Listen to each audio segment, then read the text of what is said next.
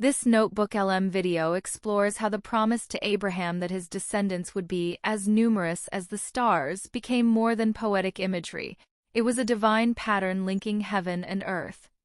From Joseph's dream to the high priest's breastplate with 12 gemstones, the number 12 emerges as a cosmic blueprint, even in the vision of the New Jerusalem. All right, let's dive into an ancient mystery that's been hiding in plain sight for thousands of years. We're going to uncover a celestial code, a kind of secret language that connects a divine promise made in the heavens to the actual blueprint of a nation right here on Earth. It all kicks off with one of the most famous promises ever made. You've probably heard it. The patriarch Abraham is told his descendants will be as numerous as the stars in the sky. It sounds beautiful, right? A lovely bit of poetry. But what if it's more than that? What if it was a clue? And that's really the big question we're digging into. Was this promise just a figure of speech, a poetic way of saying a lot of people? Or was it literally the key to a hidden pattern, a blueprint written in the stars that was meant to be copied on Earth? Okay, let's get into it. To even begin to understand this blueprint, we've got to look up. We need to see the sky the way the ancient world did. For pretty much everyone back then, the most important map of the heavens was the Zodiac. And right away, let's be clear. Forget your modern newspaper horoscopes. That's not what we're talking about. Think of this as the fundamental way they organized the cosmos, a belt of 12 major constellations that brought order to the night sky. And that right there, that gives us our crucial clue, the number 12. It's not just some random number they picked, it comes directly from this cosmic map. So burn that number into your brain because we are about to see it pop up again and again and again. So now let's bring our focus down from the stars and onto the Earth. We're going to see how this celestial number, 12, starts to build a terrestrial pattern. We're looking for evidence of it being stamped all over the nation of ancient Israel. Our very first clue actually comes from a dream. Joseph, he's the great-grandson of Abraham, dreams about his family's future, and he dreams it in totally cosmic terms. He sees 11 stars, which he says are his 11 brothers, all bowing down to him, the 12th. Right from the get-go, the foundation of this 12-tribe nation is being framed in the language of the heavens. Okay, here's our second clue. And this is where the connection gets tangible, something you could actually see and touch.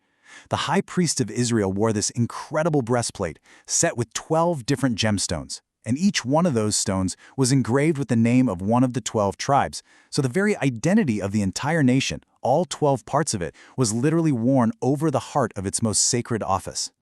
Now this might be the most stunning clue of all. Check out this layout. Later traditions pointed out that the way the 12 tribes set up their camp in the desert was a direct mirror of the heavens. They were organized around the sacred tabernacle in an order that corresponded to the zodiac, with the 4 main tribes even matching the 4 fixed signs at the cardinal points of the compass. It's an earthly map of the stars. So let's just put it all together for a second. You have a promise tied to the stars, a nation founded on 12 tribes, a dream about 12 cosmic rulers, a sacred garment with 12 stones, and a national camp laid out like a map of the heavens. This celestial pattern of 12 wasn't just a coincidence, it was cemented on Earth.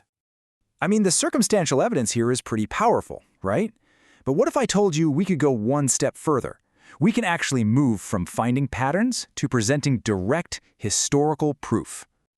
Now, it's a fair question. You might be thinking, okay, this is cool, but is this just us, thousands of years later, connecting dots that maybe aren't there? I mean, did anyone from that time period actually see the same thing we're seeing? The answer is a resounding yes. And here, folks, is the smoking gun. This is a direct quote from the first-century historian Flavius Josephus. He's writing about the high priest's breastplate, and he says flat out that if you connect the 12 stones to the 12 signs of the zodiac, quote, you will not be mistaken. He saw the pattern. He spelled it out for us. And for Josephus, this wasn't just some clever design choice or a fun little detail. No. This was a massive theological statement. By building their nation and their worship around the pattern of the cosmos, the Israelites were making a powerful declaration that their God wasn't just some local tribal deity. He was the God of the entire universe, the one who created the stars themselves. So this all brings us to our final section. This is where we see this ancient pattern echo way into the future, transforming from a promise about a beginning into a prophecy about the very end. And what's so incredible is just how consistent this symbolism is. This number 12, this celestial blueprint, it isn't just a quirky feature of Israel's origin story. It stays absolutely central all the way through to its prophetic fulfillment. Get this, the vision of the New Jerusalem from the book of Revelation is built on the exact same blueprint. It has 12 gates, one for each of the 12 tribes. And its foundations? They're made of 12 precious stones, which tradition directly links back, you guessed it, to the 12 signs of the Zodiac. The pattern holds even at the very end of the story.